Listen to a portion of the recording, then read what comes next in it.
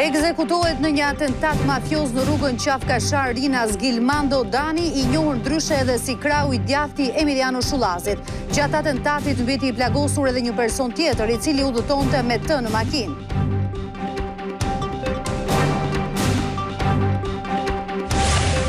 Banka e Shqipërisë ka kremtuar 100 vjetorin e krijimit të saj në aktivitetin organizuar me këtë rast. Kryeministri Rama tha se ky është i vetmi institucion në vend që përfaqëson gjithë shqiptarët, ndërsa nënvizoi nevojën për të përshtatur me zhvillime teknologjike.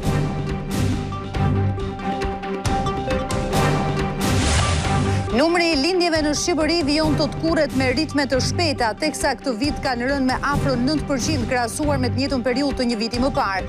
Gjithsesi, shtesa natyrore mbetet pozitive për shkak se edhe numri i vdekjeve ka rënë.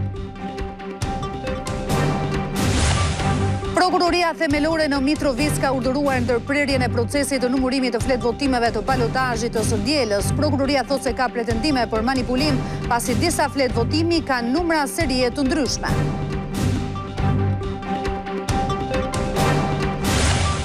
Në ditën e dytë të dëshmisë në gjykatën e Hagës, diplomati Christopher Hill tha se Hashim Thaçi po mbahet në burg për krime që nuk i ka bërë. Ai deklaroi se nuk ka dëgjuar që ish presidenti i Kosovës të jetë përfshirë në aktivitete të palishme. Washingtoni po shqyrton mundësinë e ndërtimit të një baze të madhe ushtarake në Izrael. Mediat izraelite raportojnë se baza do të shfrytëzohet si streh për trupat ndërkombëtare që do të garantojnë arpushimin në rripin e Gazës.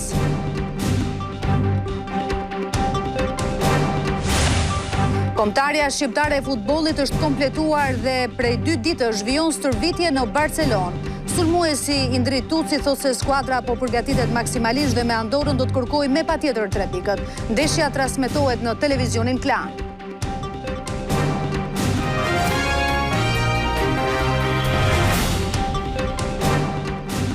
Shikues të televizionit Klan, përshëndetje, do të jemi së bashku në këtë hapësirë informative të orës 15:30. Do ta nisim këtë edicion informativ me një ngjarje të rëndë që ka ndodhur sot në aksin rrugor Qafkashar Rinas, ku përgjatë atentatit me armë zjarri ka mbetur i vrarë Gilmando Dani, një emër i njohur i botës së krimit. Po ashtu përgjatë këtij atentati ka mbetur i plagosur edhe një person tjetër. Në vend ngjarje ndodhet gazetari ynë Merin Maçi, do të shkojmë në një komunikim të drejtë për drejtë me një herë me të. Merin, si ka ndodhur kjo ngjarje? Iva, rreth orës 14:20, viktima Gilmando Dani po lëvizte me automjetin e drejtuar prej mikut të tij, 40 vjeçarit Muçi Shaljani, njohur dhe me mbiemrin Sheqeri. Teksa ndodheshin në lëvizje me makinën tip Mercedes-Benz ngjyrë e bardhë në rrethrotullimin e Rinasit, janë përballur me një breshëri plumbash, të cilat kanë patur drejtim fillimisht për nga krau i pasagjerit ku ishte i vendosur viktima Gilmando Dani, 47 vjeç, e më pas kanë përshkruar të gjithë automjetin. Si pasojë e plumbave të shumë të lëshuar në drejtim të kësaj makine, e cila drejtohej nga miku i tij Muçi Shaljani ose Muçi Sheqeri, ka mbetur i vdekur Gilmando Dani, 47 vjeç, ndërkohë që është në spitalin e traumës gjendje të rëndë shëndetësore miku i tij dhe shoferi i automjetit Muçi Shaljani. Ky i fundit, nga informacionet, kishte mbërritur vetëm pak minuta përpara atentatit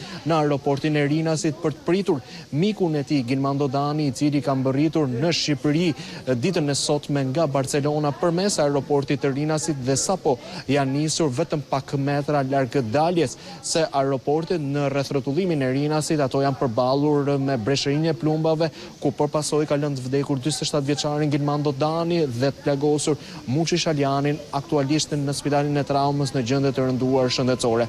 Policia njofton se po vijon hetimet për të identifikuar autorin apo autoret e kësaj ngjarje, ku të paktën dyshohet se kanë qenë të paktën 2 persona, të cilët pas atentatit me automjetin që kanë përdorur, të paktën sipas dyshimeve bëhet fjalë për një automjet tip Toyota, janë drejtuar në zonën e fushkrujës, aty ku është gjetur një makinë e cila është shkrumbuar në fshatin Halil dhe mbi të cilën tashmë ekspertët kriminalistë po kryen verifikimet e nevojshme. Bëhet fjalë, Merin, kemi informacione se si ka ndodhur dinamika e ngjarjes për të kuptuar edhe më shumë.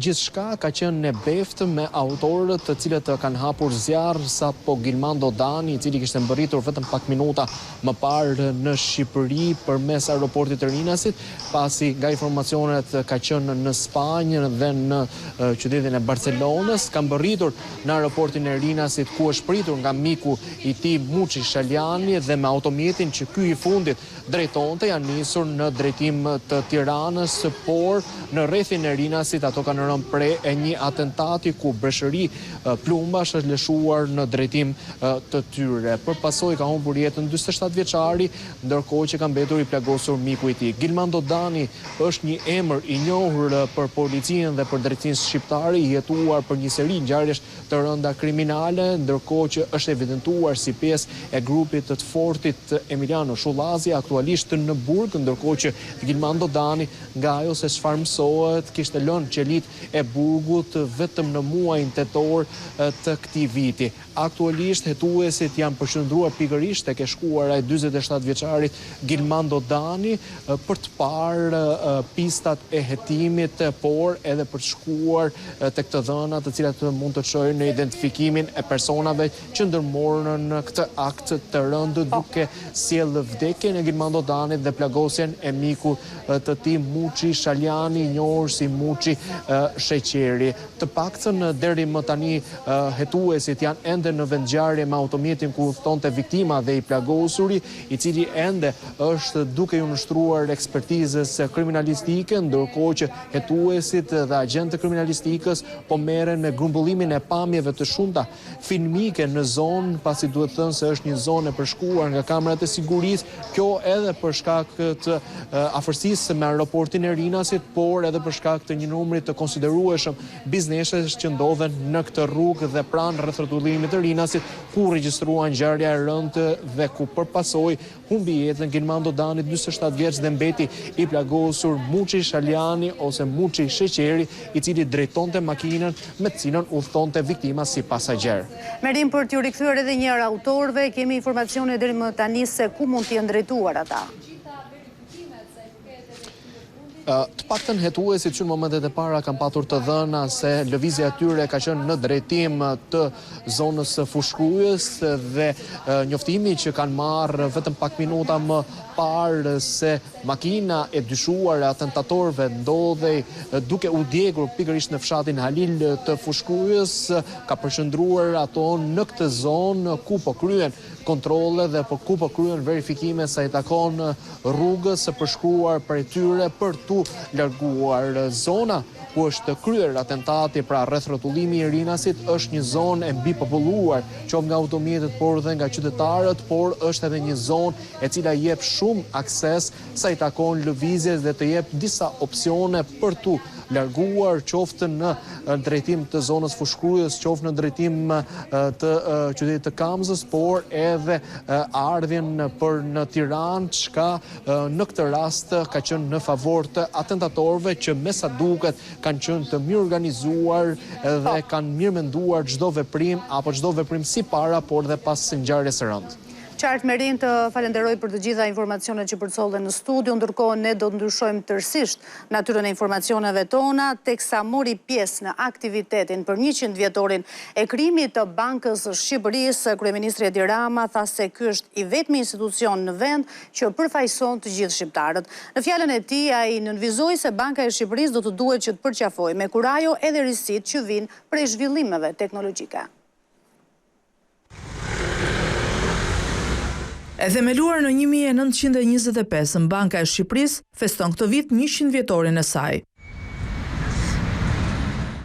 Përpjekjet e para për krimin e saj i bëri Ismail Qemali, pak muaj pas shpalljes së pavarësisë, përpjekje që u ndërprer nga lufta për të konkretizuar vetëm 13 vite më vonë, në 2 shtatorin e 1925-s. Një vit më vonë, Banka e Shqipërisë, siç quhej atëherë, emetoi dhe monedhën e parë kombëtare shqiptare, frangunar, me nën fishat e tij lek. Për kryeministrin Edi Rama, i pranishëm në konferencën shkencore Një shekull banking qendror, Banka e Shqipërisë është ndër të paktat, për të mos thënë i vetmi institucion që e meriton të quhet i tillë. Institucion me ato standarde që kemi parasysh kur flasim për institucionet që bëjnë që ky vend të përmbush kriteret e të qenit një vend në botën e zhvilluar dhe në tryezën e familjes europiane. Konferencën shkencore, ku ishin të ftuar veç bankier dhe akademik nga vendi e rajoni, e përshëndetën dhe dy drejtueset e Bankës Qendrore Europiane dhe Fondit Monetar Ndërkombëtar, të cilat vlerësuan ecurinë e Bankës së Shqipërisë, pavarësisht sfidave të shumta me të cilat është përballur. Shqipëria ka përjetuar shumë goditje, për shembull kriza financiare globale i la bankat e mëdha me kapital të huaj në një nivel të lartë të kredive me probleme. Pavarësisht kësaj, Shqipëria doli më fort nga këto sfida. Vendi është përballur me ndryshime politike, goditje ekonomike dhe ndikime të zhvillimeve globale, duke pasur në krah Bankën e Shqipërisë, gjithmonë të përkushtuar për të ruajtur stabilitetin dhe besimin e publikut. Sot Shqipëria rënditet me rritjen ekonomike më të shpejtë në Europë. E tek sfidat u përqendrua dhe guvernatori Gendi Sejko. Kështu Shqipërisi duhet të bazojë gjithnjë më shumë modelin e saj të zhvillimit të rritja e produktivitetit. Kjo sfidë e fundit bëhet edhe më komplekse në prani të trendeve të pafavorshme demografike në Shqipëri, të cilat vendosin një premium të lartë për fuqi punëtore të kualifikuar. Rreziqet që vijnë nga këto sfida të kalohen nga oportunitetet që ofron procesi i antarësimit në Bashkimin Evropian. Në këtë 100 vjetor është prodhuar dhe një monedhë simbolike për një shekull veprimtari të këtij institucioni. Ajo është prej argjendi, pa kurs ligjor dhe me vlerë emërore 100 lek. Banka e Shqipërisë raporton se kredit me probleme kanë pësuar rritje me të paktën 4.3% muajt e fundit, duke shënuar kështu edhe nivelin më të lartë të këtij viti. Ekspertët thonë se shtresa e familjeve të ekspozuara ndaj kredive të vogla po ndjen presionin e rritjes së kostove të jetesës, por edhe të normave të interesit. Kredit me probleme në Shqipëri janë rritur sërish duke reflektuar sfidat që vazhdojnë të prekin ekonominë familjare dhe bizneset e vogla. Të dhënat zyrtare nga Banka e Shqipërisë tregojnë se raporti i kredive me probleme u ngjit në 4.37% në shtator nga 4.19% që ishte një muaj më parë. Referuar të dhënave, familjet po marrin më shumë hua për banesa dhe konsum, ndërsa bizneset po financojnë zgjerimin. Pavarësisht këtij treguesi, bankierët thonë se tregu është i shëndetshëm, por kërkojnë kujdes. Individët janë të partë ata që duhet vetë mbrohen, të kenë kujdes në ekspozimet për të marrë kredite të cilat nuk kanë mundësinë për t'i përballuar në kushte të këqija. Kursi i këmbimit ka favorizuar gjithë këto lloj kredish të marra. Në këtë situatë, bankat po qëndrojnë më vigjilente në dhënien e huas, ndërsa kërkesa për kredi nga familjet ka shfaqur ngadalësim. Është një rritje e cila nuk do të konsiderohet një rritje e madhe për të pasur më ndjer vështirësi dhe panik. Shenjat e saj kanë filluar që prej janarit dhe shkurtit të 2025-s, të cilat kanë bërë edhe nevojën prej FMN-s për të sjellë në vëmendje kujdesin në kredite dhe na për sektor të caktuar, të cilët mund të jenë të mbi kredituar. Ekonomistët sugjerojnë mbështetje më të madhe për familjet dhe bizneset e prekura, si dhe programe këshillimi financiar për të shmangur përshkallëzimin e fenomenit në muajt e ardhshëm.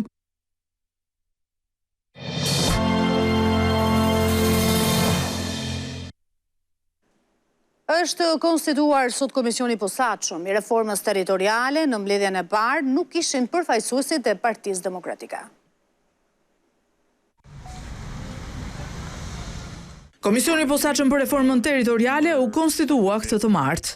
Hapim sot një kapitull shumë të rëndësishëm, në fakt, të reformës administrative territoriale. Por deputetët e Partisë Demokratike nuk i zuan karriket e tyre në komisionin bipartizan dhe në mbledhjen e parë ishin të pranishëm vetëm 2 deputetët e opozitës, Vangel Dule dhe Edmonda Gjinasto. Vjen keq që sot antarët e Partisë Demokratike nuk erdhën në këtë takim. Shpresojmë që të kemi bashkëpunim dhe ndërveprim. Bashkryetari socialist Arbian Mazniku nuk dha detaje nëse shumica synon përmes kësaj reforme të ndryshojë hartën territoriale administrative, por foli për domosdoshmërinë e zgjerimit të kompetencave për bashkitë. Ka ardhur koha që ne të shohim edhe për një arkitekturë të re të qeverisë vendore, jo thjesht gjeografike, por më shumë të funksionale. Ndërkohë, sipas Maznikut, afro 70% e çështjeve që po negocion Shqipëria për t'u antarësuar në Bashkimin Evropian lidhen me kompetencat e pushtetit lokal, ndaj ai thotë se kjo reformë është tejet e rëndësishme për këtë proces. Kreu i Partisë Demokratike Sali Berisha thotë se rruga e vetme që i ka mbetur opozitës janë protestat për t'u përballur me qeverinë. Berisha akuzoi sërish ambasadorin e Bashkimit Evropian në vendin tonë Silvio Gonzato se i shërben Edi Ramës dhe bën fushat kundër opozitës në Bruksel. Pavarësisht se një ditë më parë u dënua nga Sekretariati i Etikës për deklaratat e tij ndaj ambasadorit të Bashkimit Evropian, Sali Berisha ka vijuar me të tjera akuza ndaj Silvio Gonzatos, të cilat siç edhe pranon, shkojnë përtej faktit se ai i mbështet ligjin për barazinë gjinore. Ky zotëri spari u thot deputetëve të Partisë Demokratike, ai narkoshtet për cilin flet Berisha nuk e beson njëri as këtu as Luksemburg. Javën që kaloi vjen këtu një delegacioni në rrugë i Parlamentit Evropian. Dhe po ky zotëri u thot se lideri i opozitës nuk është proprendimor. Sipas Berishës, pikërisht për shkak të qëndrimeve individuale të ambasadorit, raportet që i shkojnë Brukselit nuk pasqyrojnë realitetin e Shqipërisë dhe Progres raporti më i fundit flet për ecuri të shkëlqyer të vendit në procesin e integrimit. Edi Rama është i aftë të bëjë çdo koncesion që të marrë epitete i shkëlqyer i jashtëzakonshëm. Nuk do të impresionohen shqiptarët, se këto janë absolutisht deklarata absurde. E përballë mbështetjes së pakufishme që sipas Berishës, Edi Rama ka në perëndim, ai kërkon rezistencë nga opozita, rezistencë që thotë se do të tregohet duke nisur protestat masive. Përveç protestës, kryengritjes paqësore, asnjë mjet tjetër nuk do mund të shpëtojë Shqipërinë nga ky pushtim i egër i brendshëm. Në takimin me kryetarët e degëve të Partisë Demokratike, Sali Berisha kërkoi nisjen e analizës për humbjen e 11 majit për të gjetur përgjegjësi tek vetja, përtej masakrës elektorale që thotë se bën socialistët. E pjesë e kësaj analize duhet sipas tij të jetë dhe domosdoshmëria për hapjen e partisë për prurje të reja.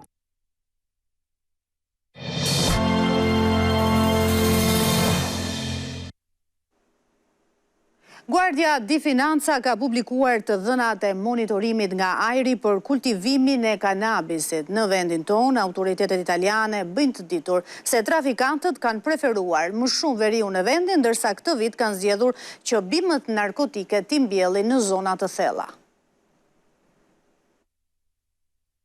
Veriu i Shqipërisë preferohet më tepër nga trafikantët për të kultivuar kanabis. Kështu rezultoi nga monitorimi nga ajri i kryer nga data 1 maj deri më 31 tetor nga Guardia di Finanza dhe Policia e Shtetit. Në këtë vit të 14 bashkëpunimi, komandanti i Guardia di Finanza, Luigi Vinci Guerra, tha se u monitoruan rreth 61% të territorit shqiptar. Gjatë fjalës së tij ai tregoi se këtë vit kultivuesit zgjodhën të mbillnin kanabis në zona të vështira dhe me bimë të vogla, që për të tregon edhe një sofistikim të mjeteve që ata po përdorin për të zhvilluar këtë aktivitet kriminal.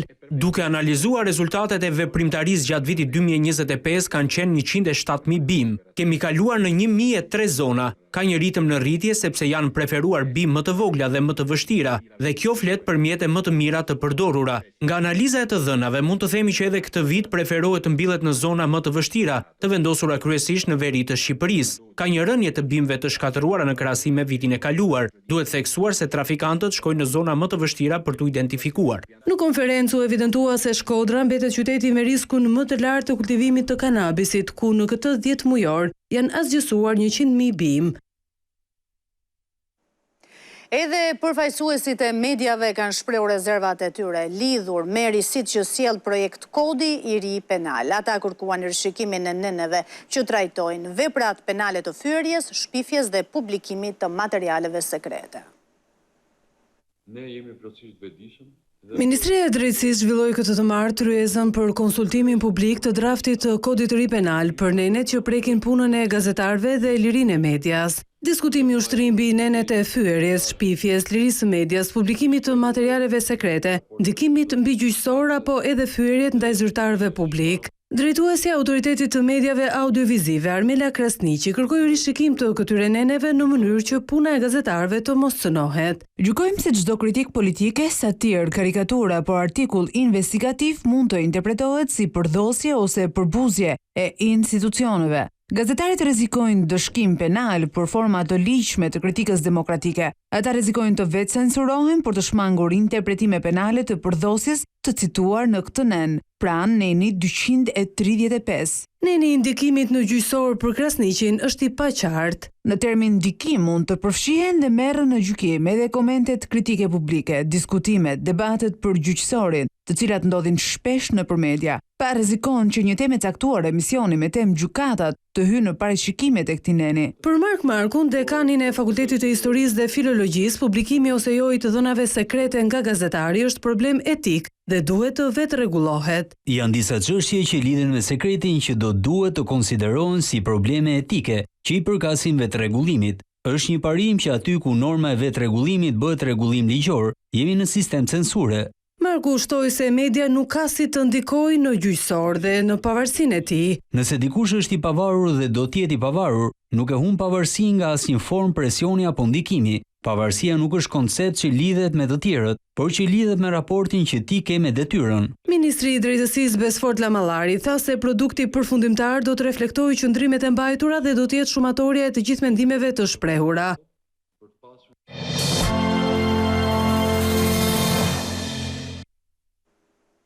Numri i lindjeve në Shqipëri vijon të kurret me ritme të shpejta, teksa këtë vit ka rënë me afro 9% krahasuar me të njëjtën periudhë të një viti më parë.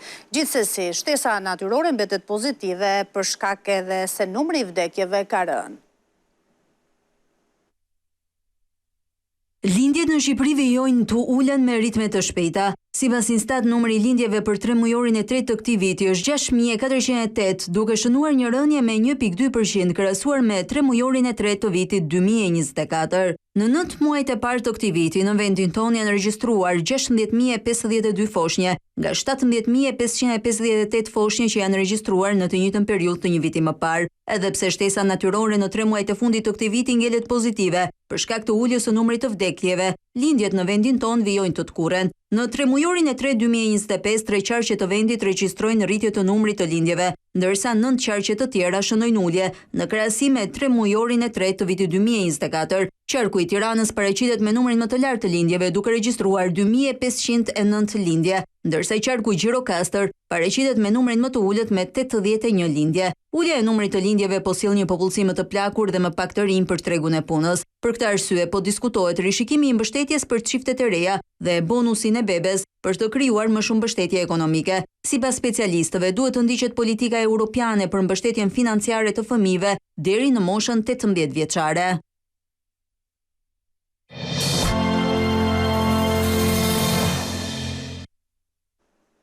Prokuroria themelore në Mitrovic ka njoftuar se ka urdhëruar që të ndërpritet procesi i mëtejshëm i numërimit të fletë votimeve në qendrën e numërimit në komunën e Mitrovicës. Në njoftim thuhet se ka pasur pretendime për manipulim me fletë votime dhe do të pritet deri në marrjen e përgjigjes zyrtare nga operatori ekonomik që i ka shtypur fletë votimet për të sqaruar numrat e ndryshëm të serisë në disa fletë votime. Denoncimi është bërë nga Partia Demokratike e Kosovës.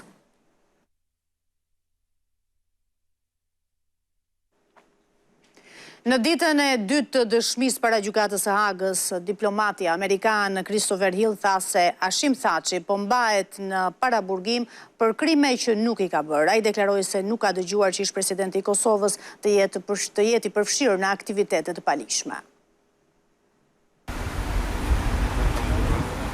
Edhe gjatë së martës ka vazhduar dëshminë e tij diplomati amerikan Christopher Hill. Ai para trupit gjykues tha se nuk ka dëshmuar asnjëherë në ndonjë tribunal për krime lufte, ndërsa në këtë rast e ka ndjerë të nevojshme të dëshmojë ato që i di. Nuk e di nëse Hashim Thaçi ka qenë një prej personave themelues të UÇK-s dhe fakti që unë nuk e kam hasur emrin e tij deri vonë gjatë vitit më sugjerojnë që ai nuk ka qenë. Megjithatë, nuk jam në pozitë për ta konfirmuar ose jo një gjë të tillë. Ka theksuar se ka ardhur të dëshmojë se ish-presidenti Hashim Thaçi nuk ka bërë krime, për të cilat ndodhet në paraburgim. Koha i shëron të gjitha plagët dhe kur e mendoj pas 25 vitesh është kohë e madhe që të mendohen gjërat dhe nuk kam arsye që të besoj që zoti Thaçi ishte i përfshirë në aktivitete të tilla. Nuk kam arsye të besoj dhe as nuk kam dëgjuar në atë kohë që ai të ketë urdhëruar aktivitete të tilla të palishme.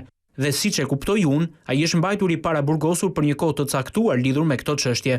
Hill gjatë dëshmisë ka thënë se përshtypja e tij ishte që kryetari i kuvendit Jakub Krasniqi ishte i rëndësishëm në UÇK. E për Recep Selimin tha se nuk e mban mend të ketë thënë ndonjëherë sa ai mban depozitë të lartë në UÇK, por kishte qëndrime të vlefshme. Ish diplomati amerikan gjatë dëshmisë në dhomat e specializuara tha se ish presidenti Ibrahim Rugova ishte mbajtur në Beograd kundër dëshirës së tij. Ai tha se kur filluan bombardimet e NATO-s, kryesisht është marrë me ambasadën e SHBA-s në Shkup.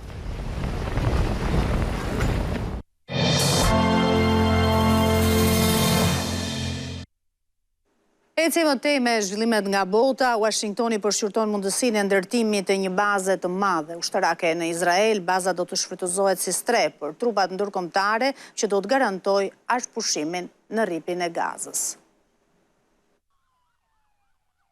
Shtetet e Bashkuara përshqyrtojnë mundësinë e krijimit të një baze të madhe ushtarake në Izrael pranë kufirit me Gazën, e cila do të strehojë forca ndërkombëtare që do të operojnë për të ruajtur anëpushtimin. Lajmi bëhet i ditur nga mediat izraelite që citojnë burime pranë qeverisë së Tel Avivit, ku është përllogaritur edhe kostoja prej $500 milion për ngritjen e saj. Sipas këtyre mediave, në javët e fundit Shtetet e Bashkuara kanë negociuar me qeverinë izraelite dhe forcat e mbrojtjes së Izraelit se ku mund të ngrihet baza. Ky rast përbën një ndryshim të rëndësishëm pasi Izraeli tradicionalisht ka synuar të minimizojë përfshirjen ndërkombëtare në territoret nën kontrollin e tij. Plani tregon po ashtu vendosmërinë e Washingtonit për të luajtur një rol aktiv në konfliktin e rripit Gazës, por në mediat izraelite thuhet se plani Trump për paqen është në ngërç. Ka mungesë përparimi për kalimin në fazën tjetër, atë të çarmatosjes së Hamasit, krijimit të një qeverie tranzitore dhe vendosjes së mbikëqyrjes 5 vjeçare. Në këto kushte nuk përjashtohet mundësia që rripi i Gazës të qëndrojë për vite të tëra si një territori ndarë për gjys, njëra nën kontrollin e ushtrisë izraelite dhe tjetra nga Hamasi që po shfrytëzon boshllëkun për të rivendosur kontrollin ndaj popullsisë civile dhe sigurisë.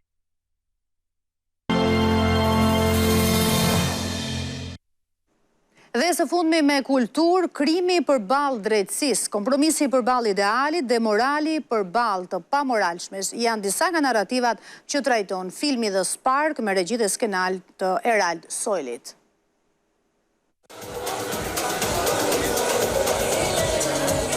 Filmi The Spark apo Shkëndia me skenar të Erald Soilit dhe Aldo Todos pati premierë mbron në Kineman Cineplex mes komunitetit artistik dhe artëdashësve. Ai zullumi i mori jetën 2 kolegëve të mi. Pas gati 15 premierave në kinemat amerikane, aty ku është xhiruar, radha ishte që prodhimi kinematografik me një skenar kurajoz, koherent me situatën shoqërore dhe politike shqiptare, t'i ofrohet publikut shqiptar. Mi përpjek që ta bëjmë filmin shumë të vërtet. Pra pa ndihmën e efekteve, pa asgjë nga këto, po filmi është pothuajse gati dokumentar. Krimi përballë drejtësisë, kompromisi përballë idealit, morali përballë të pamoralshmes, paraja që sjell rrotull gjithçka. Janë këto narrativat që shkojnë paralel në jetën e një polici shqiptar që jeton në SBA si dëshmitar i mbrojtur. Duhet të bëj një zgjedhje, të hesht për gjithçka di apo të mbesi deri në fund besnik i idealeve të tij. Do të trashëgoj profesionin tim, çfarë keqe. Po çfarë zanati ka kosto njëri. Çon para drejtësisë njerëz me shumë pushtet dhe për t'i shpëtuar jetën sigurisht ikën largohet me gjithë familjen në një status të dëshmitarit të mbrojtur dhe atje fillon jetën si një njeri i ri komplet pa identitet. Nëpërmjet kësaj fabule kam dashur me tregu edhe Amerikën në të vërtetë se si është ajo pjesa tjetër. Ky prodhim bën bashkë një kast aktorësh të përzgjedhur, shqiptar dhe amerikan, me Rina Narazani Soili, Keti Jani e të tjerë, por rikthen në ekran edhe 2 emra të mirënjohur aktorësh, Astrid Sherman dhe Jul Nënshatin. Një rol me cilin u ktheva në kinemografi, po kësaj radhe në një rol negativ. Sido që tjetë, është kthim dhe unë e kam përjetuar me shumë emocion. Filmi The Spark do të qëndrojë në Kinema Cineplex për një javë. Ishte gjithçka që kishim përgatitur për këtë edicion informativ. Faleminderit për vëmendjen.